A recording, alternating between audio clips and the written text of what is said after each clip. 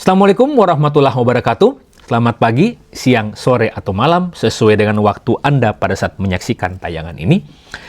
Pada video kali ini, kita akan membahas tentang salah satu pasal di dalam Kitab Undang-Undang Hukum Pidana, yaitu pasal 11 yang berjudul Tempat Tindak Pidana. Nah, tempat tindak pidana inilah yang disebut dengan locus delicti. Dalam hukum pidana, satu perbuatan bisa dilakukan di satu kota. Tetapi akibat daripada perbuatan pidana itu bisa dirasakan di kota lain, dan bisa saja nanti pengaduannya, pelaporannya dilakukan di tempat lain lagi.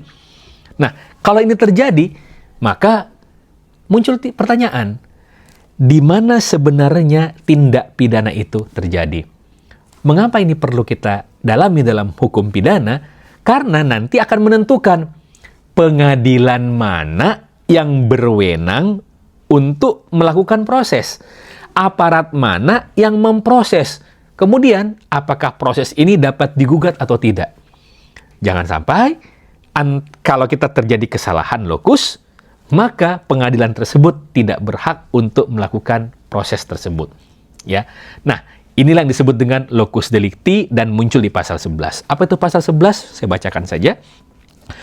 Tempat tindak pidana merupakan tempat dilakukannya perbuatan yang dapat dipidana. Penjelasan pasal 11 menyebutkan tempat tindak pidana dalam ketentuan ini misalnya A. Tempat perbuatan fisik dilakukan, B. Tempat bekerjanya alat atau bahan untuk menyempurnakan tindak pidana, atau C. Tempat terjadinya akibat dari perbuatan yang dapat dipidana. Ya, ini berdasarkan ketentuan pasal 11 dan penjelasannya. Kenapa locus delicti itu penting? Tadi udah kita sebutkan, yang pertama, menentukan kompetensi absolut. Menentukan kompetensi pengadilan. Pengadilan mana yang berwenang untuk mengadili. Yang kedua, menentukan kewenangan aparat. Aparat penegak hukum yang mana? Wilayah kerjanya, kemudian penanganan dan koordinasi.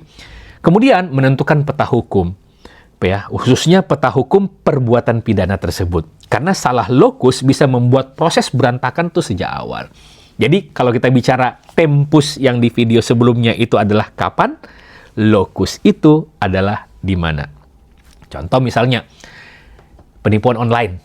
Nah ya, seperti yang sekarang juga sering tuh terima telepon-telepon yang nggak jelas gitu-gitu ya, yang menawarkan untuk emas antam, menawarkan barang-barang sitaan. Pelakunya itu berada di kota A, korbannya di kota B. Uangnya ditransfer lewat bank yang servernya di kota C. Lah, kalau begitu perbuatan pidananya di mana? Nah, kalau ada pertanyaan begini, kita kembali kepada konsep dasar pasal 11, yaitu lihat di mana tempat dilakukannya perbuatan pidana tersebut dilakukan.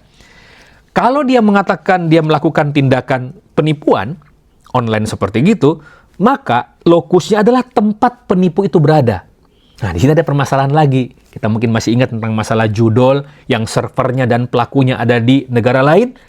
Lah, itulah permasalahan hukumnya di hukum pidana kita. Jadi tidak semudah itu. Apalagi kalau kita bicara masalah hukum internasional, ada perjanjian ekstradisi dan seterusnya, dan seterusnya. Nah, agak sulit kalau kita bicara tentang masalah hukum pidana di era digital. Karena kalau kita bicara era digital, locus delicti itu tidak sesederhana alamat rumah. Alamat rumah tinggal cari di Google Map, datang secara fisik bisa dilihat. Tapi kalau kita bicara masalah era digital saat ini, ada yang namanya transaksi elektronik. Akun dan servernya, aplikasinya, belum lagi tanda tangan elektroniknya.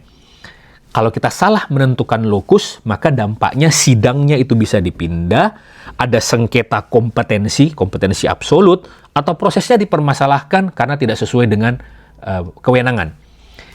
Dalam pengadaan barang atau jasa, sekarang ini sebagian besar proses pengadaan barang dan jasa juga dilakukan secara elektronik. Nah, ada penipuan yang menggunakan akun orang lain di mana pelaku itu mengakses dari kota A. Kemudian pokjanya itu ada di kota B. Servernya ada di kota C. Penyedia yang ditipu ada di kota D. Lokasi kegiatannya di kota E. Kalau begitu tempat pidananya di mana? Kalau kita kembali kepada ketentuan di pasal 11, tidak bisa kita mengatakan asal pilih kota yang paling enak, yang paling dekat dengan kita. Nggak bisa. Kita kembali kepada perbuatan yang dituduhkan. Kalau yang kita tuduhkan itu adalah manipulasi akses atau upload dokumen palsu, maka lokusnya melekat pada tempat pelaku melakukan tindakan akses atau pengunggahan. Kalau yang dituduhkan penyalahgunaan kewenangan berupa keputusan jabatan, lokusnya akan mengikuti tempat kewenangan itu dijalankan. Jadi dalam pengadaan barang atau jasa, lokus delikti harus ditentukan secara hati-hati sesuai dengan unsur deliknya. Nah, ingat, jangan sampai kita berpikir bahwa yang namanya tempat tindak pidana adalah tempat kerugian itu terasa. Padahal, sekali lagi, Pasal 11 menentukan tempat tindak pidana merupakan tempat dilakukannya perbuatan yang dapat dipidana. Jadi sekali lagi, rekan-rekan, lokus delikti menentukan wilayah perkara. Hati-hati dengan era digital saat ini.